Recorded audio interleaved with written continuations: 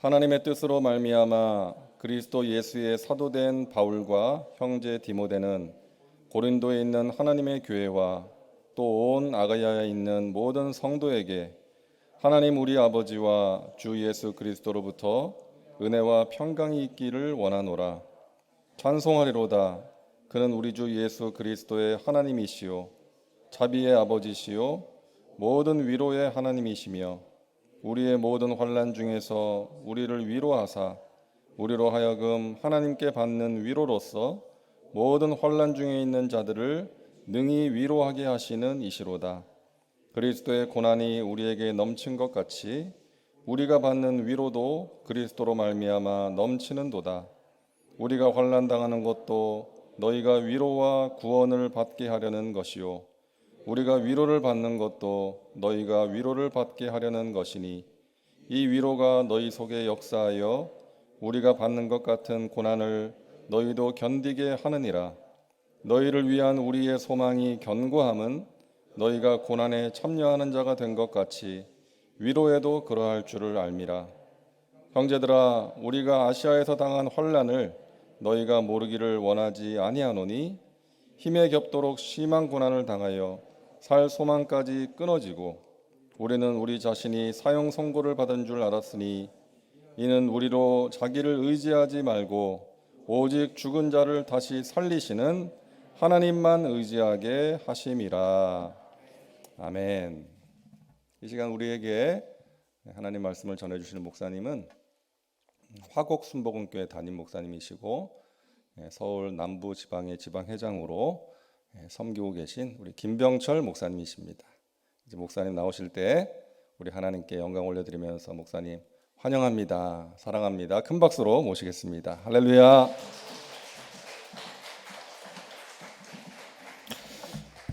불러주셔서 감사합니다. 옆 사람을 축복하죠. 가장 밝은 미소로 이렇게 얘기합니다. 당신을 축복합니다. 은혜로우신 하나님 감사합니다. 우리 여의도 순복음 송파교회를 사랑해 주시고 복 주셔서 우리 귀한 담임 목사님과 함께 하나님 앞에 기도하는 또 예배하는 주를 섬기는 교회 되게 하셨습니다. 이 교회의 은혜를 더하시고 복을 더하시고 성장과 부흥과 또 섬김과 나눔을 더욱더 풍성히 베풀어 주셔서 교회와 함께 모든 성도들이 주님의 일을 이루고 그 가운데 하나님 주신 형통함과 은혜를 만나게 하여 주옵소서. 특별히 수능을 앞두고 오늘 시험을 치를 우리 사랑하는 자녀들에게 지혜와 능력과 담대함과 가장 좋은 컨디션을 주셔서 좋은 열매를 거두는 날 되게 하여 주옵소서. 예수님의 이름으로 기도드리옵나이다. 아멘. 서울 합정동 양화대교 옆에 가면 이제 기독교 순교지 외국인 묘지가 있습니다. 대부분 구한말 조선시대에 선교하다가 이 땅에서 운명을 다하시고 하나님의 부르심을 받은 분들이 묻혀 있는 곳이거든요. 거기에 보면 닥터 로제타 홀 일가가 묻혀 있는 무덤이 있습니다. 1890년 한국으로 온 여성 의료 선교사거든요. 그래서 헌신적으로 이 조선 사람들을 섬겼어요. 남편도 의사였는데 같이 이 땅에 와서 평양 선교의 개척자로 청일전쟁에서 부상당한 조선 병사들을 치료하다가 그만 장티푸스에 감염이 되어서 34 결혼한 지 2년 반만 이 땅에서 순교를 합니다. 그래서 남편을 잃어버린 이 로즈타울이요 너무 낙심이 돼서 미국으로 돌아갔는데 조선을 잊지 못하는 거예요. 다시 돌아옵니다. 그리고 40년 동안 이 의료 선교사로서의 사명을 감당해서요. 이분이 세운 병원이 2대 부속병원이 되었고 이분이 세운 의학 강습소가 고려대 의과대학이 되었습니다. 그리고 그 둘 사이에 태어난 아기는 결핵협회 아시죠? 크리스마스 씨를 만드는 결핵협회를 세운 닥터 셔우드 홀이고요. 그 며느리 역시 메리안 홀인데 이 땅에서 의료 선교사로 헌신을 했습니다. 이들이 모두 양화진 외국인 순교자 묘지에 묻혀 있어요. 근데 거기에 이렇게 써 있어요. 살든지 죽든지 우리는 주의 것이로다. 왜 이런 말씀을 드릴까요? 여러분, 우리나라가 지금 선진국입니다.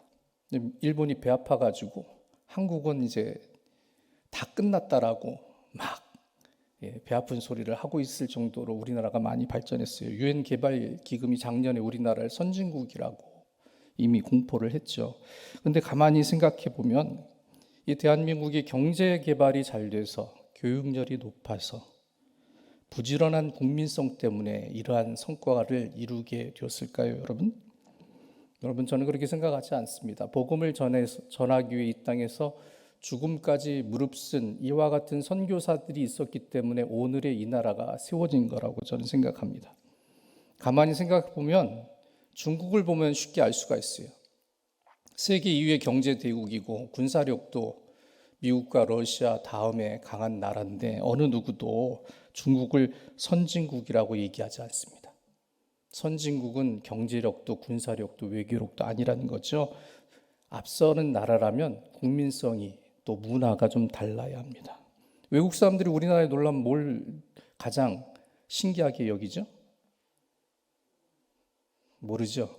아는데 모르는 척하고 있는 거죠. 우리 송파 성도들은 신사적이고 겸손해요. 제가 20몇 년 전에 여기 마천교구장으로 좀 잠깐 있었던 적이 있었거든요. 참 이 송파 지역이 좋은데, 그렇죠?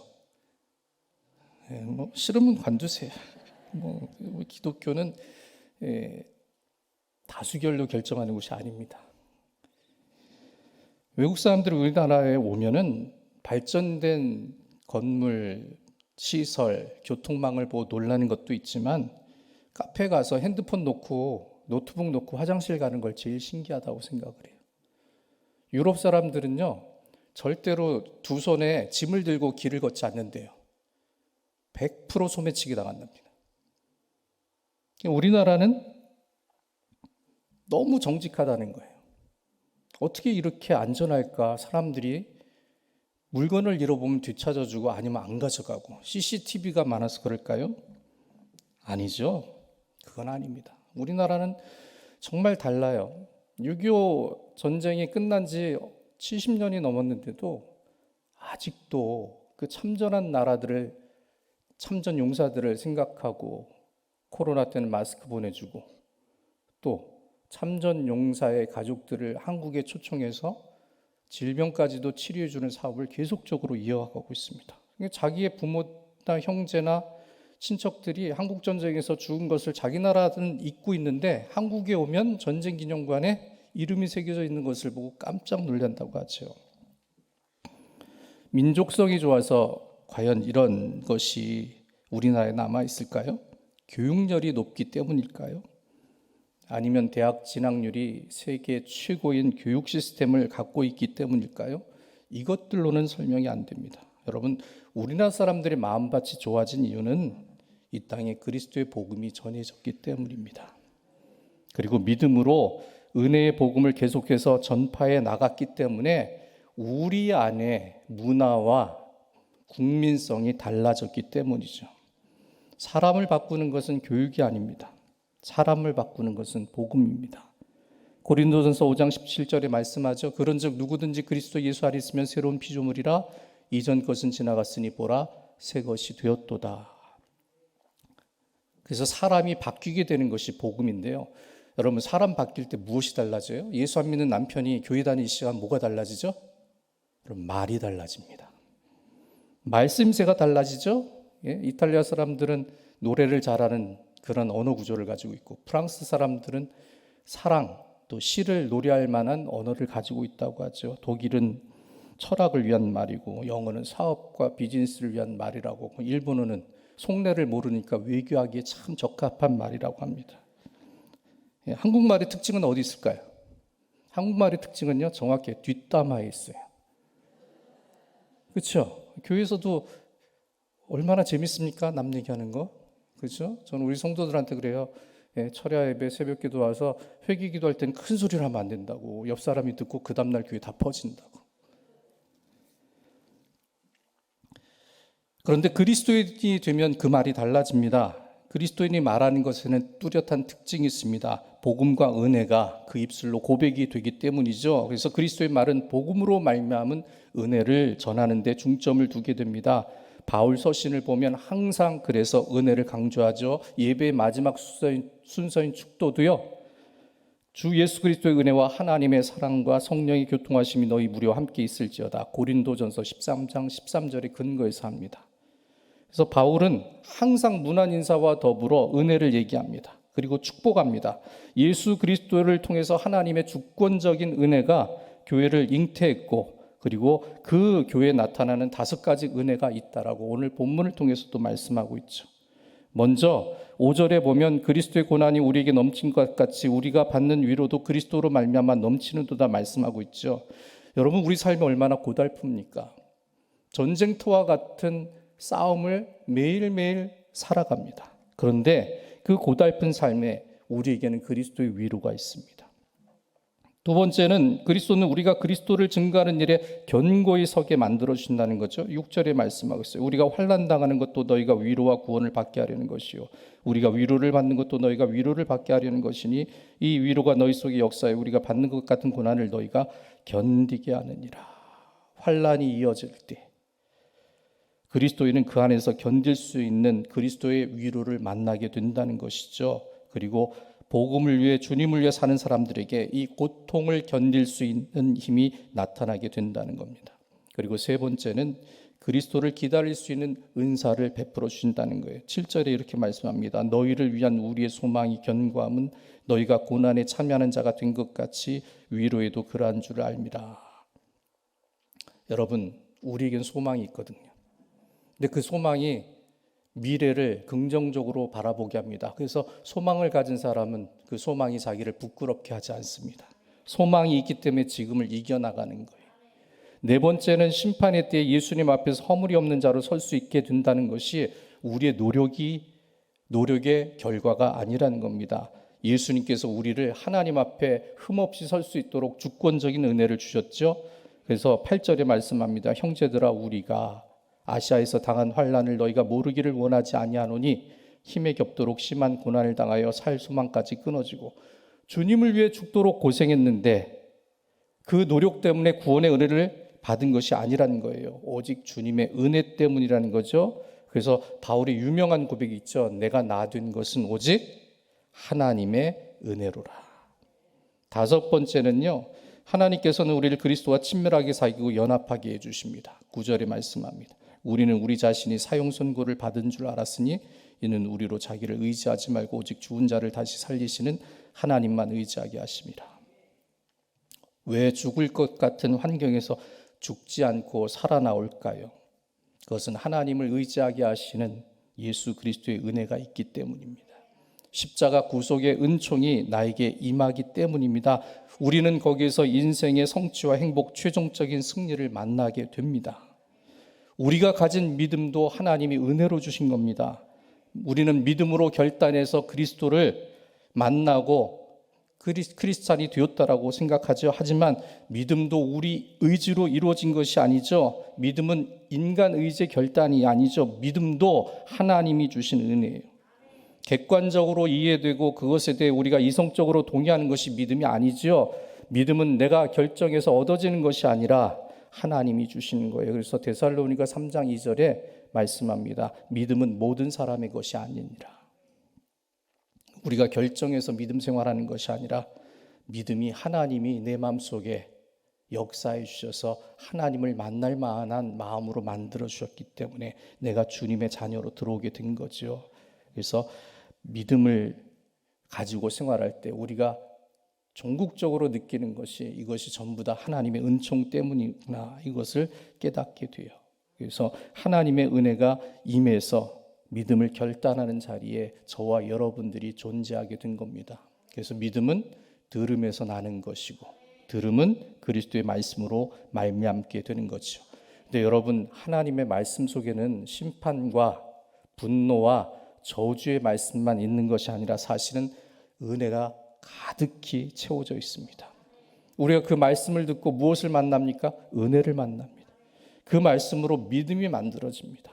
그 믿음이 교회를 세워나가게 합니다. 그리고 교회 역시 은혜를 전합니다. 그리고 복음의 열매를 맺게 하지요. 교회인 나 자신과 교회 공동체인 이 교회가 그리스도와 긴밀히 사귀게 되고 연합하도록 하나님의 은총이 우리와 이 교회에 넘치게 하신다는 거예요. 그리고 믿음을 가졌더니 하나님을 더욱 신뢰하게 만들어 주신다는 거예요. 나의 나 된 것이, 또 우리가 우리 된 것이 결국은 하나님의 은혜 때문이라는 것이죠. 여러분, 장례를 많이 치르다 보면 결국 딱 하나 발견하게 돼요. 예수 믿었나 안 믿었나, 그거 하나로 모든 인생의 결과가 보여져요. 벽제에 가면, 또 여기 양재 추모공원에 가면 무엇을 느낍니까? 헛된 것을 느끼죠. 그런데 그 자리에서 찬송이 울리는 장례식은 위로가 있고 소망이 있지만, 그렇지 않은 곳은요, 통곡과 아쉬움과 슬픔과 고통밖에는 남지 않습니다. 여러분, 은혜는 하나님 안에서만 발견되고 하나님 안에서만 만나게 되는 것입니다. 그리고 우리는 이 은혜를 나눌 수 있는 사람이 된다는 거죠. 나처럼, 또 내 가족이, 또 이웃이, 주변의 모든 사람들이 은혜의 세계에 들어갈 수 있도록 은혜를 나누고자 합니다. 그래서 은혜가 충만한 사람의 특징은요, 스스로 은혜를 전하는 복음의 메신저가 됩니다. 왜 요즘에 전도 안 하죠? 그리스도의 은혜를 못 만나서 그래요. 물질의 은혜, 여가의 은혜, 캠핑의 은혜, 먹고 사는 은혜, 좋은 것을 입고 좋은 것을, 자기 마음에 드는 것을 찾는 그 은혜 때문에 그리스도의 은혜를 잊어버렸기 때문에 우리가 복음의 일에 앞장서지 못하는 잘못된 길을 많이 걷고 있다는 거예요. 여러분, 하나님은 주권적인 분이세요. 사실 하나님은 우리가 잘했든 못했든 거기에 상관이 없으세요. 하나님은 인간에 상관없이 자유로우신 분입니다. 그런데 그 자유로우신 하나님이 우리에게 무엇을 공급해 주십니까? 은총을 주신다는 거예요. 하나님은 사랑이시기 때문이죠. 그 하나님의 사랑이 예수 그리스도를 통해서 자기 자신을 우리에게 내어주신 사랑으로 나타나게 된다는 거죠. 그 이유는 우리로 생명을 얻게 하시려는 하나님의 속성 때문이죠. 그래서 예수 믿는 자에게 풍성한 생명의 길을 만들어 주시죠. 나는 보잘것없는 사람이었는데, 나는 죄인이었는데 그리스도 안에서 용서받고 의로운 자가 되죠. 그래서 믿음을 갖게 되면요, 삶을 부정적으로 보지 않게 된다는 거예요. 어떠한 지경에 처해도 하나님만 바라볼 수 있게 됩니다. 그리고 내가 하나님 때문에 점점 좋아진 모습을 발견하게 되죠. 그래서 정상적인 성정을 가졌다면 하나님께서 저돌적으로 은혜를 베풀어 주시는 그것을 만나고 그 안에서 감사와 감격을 고백하게 된다는 것이죠. 고난과 문제를 당하고 어려움과 부끄러운 모습으로 세상의 삶을 살고 있는데 하나님은 오히려 그 가운데서 감사가 나오도록 만들어 주십니다. 그래서 우리가 그 하나님을 송축하고 그 하나님께 영광 돌리는 온전한 크리스천의 삶을 살 수 있도록 이끌어 주신다는 거예요. 그런데 여러분, 이런 은혜를 만나기 위해서는 하나님과 친밀해야 합니다. 우리가 그리스도의 만남을 통해서 죄 씻음을 받게 됩니다. 그리스도의 교제를 통해서 생명의 풍성함을 만나게 됩니다. 그리고 우리가 죄인 되었을 때 우리를 위하여 죽으셔서 하나님의 사랑을 확증된 사람으로 우리를 증거해 주십니다. 그리고 여기서 끝나지 않죠. 우리를 그리스도와 같이 하나님의 자녀로 그 신분을 승격시켜 주시죠. 성부, 성자, 성령님의 특징은 뭐냐면 그 안에서 교제와 사귐과 사랑이 연합되어 있다는 거예요. 그런데 믿음을 가졌더니 우리를 그 자리로 불러주시는 거예요. 우리를 하나님과 사귀게 하시고 성령님과 동행하게 하시고 예수님의 인도함 가운데 거하게 하신다는 거예요. 이렇게까지 은혜를 주신 거예요. 그래서 여러분, 우리가 사람을 신뢰해서는 안 된다는 거예요. 돈도 아니죠. 명예도 아니죠. 더더욱 이 세상도 아닙니다. 오직 하나님만 신뢰해야 한다는 거예요. 더 자세히 말하면 사실은 믿음의 세계에 들어갈수록 하나님을 신뢰할 수 있도록 우리에게 은혜를 베풀어 주셔요. 하나님의 약속은 분명하거든요. 하나님의 약속은 구약이나 신약에서 동일하게 우리에게 주시는데 그것이 무엇이냐? 나는 너희의 아버지가 되고 너희는 내게 자녀가 되리라. 이게 하나님의 약속이에요. 우리가 신앙생활하면서요, 가장 많이 듣고 가장 많이 하는 말이 은혜란 말이에요. 분명히 오늘도 이제 저를 신사적인 여러분께서 나갈 때 만나시면 그럴 거예요. 목사님, 은혜 받았습니다. 분명히 그럴 거예요. 어쨌든 뭐 온 손님이니까 받든 안 받든 은혜 받았습니다라는 얘기는 해줘야지. 우리 담임 목사님도 분명히 할 거예요. 담임 목사님하고 저하고 여의도 청년의 같은 기관장으로 있었어요. 청년. 그래서 설교 잘하는 건 제가 너무 잘 알죠. 성품도 좋지만 분명히 저 성품으로 나한테 그거밖에 못 하셨어요? 아쉽네. 그런 얘기도 안 할 거라고요. 우리 교육자들 모아놓고 오늘 좀 그랬지? 그런 말도 안 할 뿐이라고. 왜냐하면 그리스도인의 특징은 은혜를 전하는 말이 가장 장점으로 나오기 때문에 그러합니다. 기독교의 처음과 마지막도 은혜의 달렸고 은혜로 통합니다. 그런데 여러분, 우리가 이 은혜를 잊고 삽니다. 쉽게 불평합니다. 왜 그렇게 섭섭한 성도들이 많죠? 왜 그렇게 교회를 다닌다가 삐치고 낙심하는지 모르겠습니다. 거기다가 자기가 기준이에요. 자기 마음대로 판단하고 자기 생각에 따라 행동합니다. 교회 나왔는데 사람들은 이기적이죠. 상처 줍니다. 자랑합니다. 또 아까 얘기한 것처럼 뒷담화도 많습니다. 문제도 잘 일어납니다. 가만히 보면 세속적인 모습을 가진 사람도 있습니다. 그 안에서 교회에 대해 실망하기도 하고 회의감을 가진 사람도 있어요. 그런데 여러분, 하나님께서 주신 은혜를 기억하면 나의 존재가 무엇 때문에 이루어졌는지, 또 교회가 어떻게 세워졌는지 생각을 다시 할 수 있게 됩니다. 그 생각 가운데서 하나님의 은혜가 떠올라야 한다는 거예요. 우리의 삶이 교회와 신앙에 매여 있어요. 근데 이 교회 중심은 세속적인 방법, 인간적인 생각과 판단이 아니라는 거죠. 교회는 하나님의 은혜 가운데 있습니다. 교회는 그리스도의 것입니다. 교회인 나 역시 그리스도의 소유입니다. 무슨 뜻이냐면 내가 나를 주장하는 것이 아니라 주님이 나를 주장하시는, 주님의 뜻에 나를 맞춰 나가는 신앙으로 살아야 한다는 거예요. 내가 아니라 주님이라는 것이죠. 그래서 내 힘으로 사는 것이 아니라 주님께로부터 은혜를 공급받고 그 은혜를 따라 살아가야 한다는 거예요. 내 소속이 세상에 있는 것이 아니라 교회에 있어야 한다는 뜻입니다. 하나님께서 이 교회를, 이 믿음을 가진 우리를 위해 은혜를 베풀어 주시고, 그것 때문에 현실을 살아도, 세상을 살아도 나는 그 은혜 때문에 세상을 이기고 세상 가운데 하나님이 공급하시는 손길을 통해 승리하게 된다는 것이죠. 여러분, 신앙생활을 하면서 작고 큰 응답과 하나님이 주신 좋은 일들만 목적 삼아서는 안 된다는 거예요. 하나님의 은혜를 제대로 깨닫는 신앙으로 좀 깊이 들어가야 합니다. 겸손히 하나님 앞에 믿음을 정비하고 은혜를 깨달을 수 있는 사람이 되어야죠. 주님의 말씀하신 대로 복음의 능력을 은혜로도 전파할 수 있어야 합니다.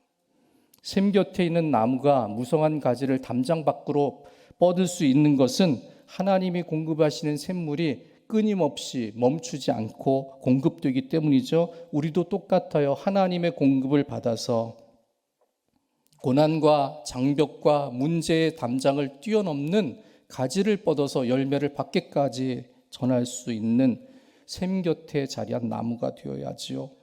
여러분, 죽음을 무릅쓰고 이 땅에 복음을 전해온 우리 선교사들은 하나님의 은혜를 가지고 자기의 삶을 살기로 작정한 사람들이 아니에요. 은혜를 복음으로 이 땅에 전하는 거예요. 생명까지 바쳤죠. 그리고 그 열매가 지금의 이 나라로 이어지게 됐다는 거예요. 우리의 삶의 모습이 무엇이 되어야 하는지 한 번쯤은 깊이 생각해 보라는 거예요. 여러분, 코로나19가 지난 지 3년이 넘었죠? 코로나 지나서 깨닫는 게 뭐예요? 의료시설과 백신과 방역으로 코로나를 이기는 것이 아니었죠. 지금도 여전히 코로나는 존재합니다. 그런데 코로나 때문에 많은 성도들이 하나님 앞에 예배를 소홀히 여기는 결과를 얻게 됐다는 거예요. 여러분, 죽는 것이 두려운 것이 아니라 하나님과 떨어지는 것이 얼마나 무서운 일인지를 생각해야 한다는 거예요. 영혼이 잘 되지 아니하면 범사가 절대로 잘 되지 않습니다. 그게 하나님의 법칙입니다. 여러분, 코로나 기간 교회가 얼마나 할 일을 잃어버렸습니까? 할 일이 없더라고요. 그래서 그때 기도를 많이 하기 시작했어요. 틈만 나면 기도원 올라가서 문연 기도원 찾아가서 이제 기도를 하는 거예요. 근데 어느 날 이제 하루 종일 기도하러 가서 기도하다가 밤에 새벽쯤 되어서, 밤늦게 새벽 시간이 되어서 쭉 기도를 이어가다가 이제 마지막 묵상으로 쭉 몇 시간을 한 4시간을 제가 묵상으로 기도한 적이 있어요. 근데 4시간쯤 지났을 때에 하나님이 제 마음에 기쁨을 주시는데 나는 하나님 어떻게 삽니까? 우리 애는 어떻게 하실 겁니까? 교회는 이렇게 어렵습니다. 성도들은 교회를 떠나고 있습니다. 이 코로나 기간 동안에 정말로 목회하기가 힘듭니다. 이런 기도를 하는데 하나님이 갑자기 제 안에 기쁨을 주시는데 다른 아무 생각도 안 들더라고요. 그때 제가 고백한 기도가 뭐냐면 하나님 나 지금 죽어도 여한이 없네요. 지금 죽어도 여한이 없네요. 한 가지였어요. 그저 하나님을 만났을 때 그냥 좋더라고요. 그냥 감사했더라고요. 여러분 무슨 뜻이에요? 응답을 받아서 좋았고 축복을 받아서 기쁜 것이 아니에요. 하나님 만나서 좋은 것이고 그 하나님이 나에게 가장 큰 은혜가 된다는 사실입니다. 하나님 한 분만으로 족할 수 있어야 한다는 거예요. 사도 바울은 은혜를 얘기합니다. 여러분 그 은혜를 만나는 삶이 여러분의 신앙 가운데 얼마나 큰 비중이 되어 있습니까? 그리고 그 은혜가 물질적인 것입니까? 여러분의 소원을 이루는 도구가 되기를 소망하는 것입니까? 오직 은혜는 하나님을 만나는 것에 달려 있습니다. 여러분 우리가 다시 복음의 핵심으로 들어가서 복음의 은혜로 사는 존재가 되어야 합니다. 그리고 그 복음의 은혜가 우리 가운데 넘쳐나게 될 때에 진짜의 기쁨을 만나게 됩니다. 그리고 진짜의 감사도 이루어집니다. 그리고 이 은혜 복음을 전파하게 될 때 여러분의 가정이 살고 자녀가 살고 이웃이 살고 교회가 살고 나라가 살게 됩니다. 그 은혜를 만나시는 여러분이 되기를 바라겠습니다. 그 은혜를 만나서 위로도 얻고 하나님이 이루어셨다는 확증도 얻고 하나님이 함께 하신다는 증거를 가진 삶으로 여러분의 삶을 세워나가시기를 바랍니다. 그래서 은혜를 전파하는 믿음의 사람으로 하나님께서 주시는 은혜를 자랑하는 사람으로 그리고 종국에는 감사로 기쁨을 표현하는 그러한 성도들이 되시기를 예수님의 이름으로 축복합니다. 은혜로우신 하나님, 우리가 어찌 삽니까?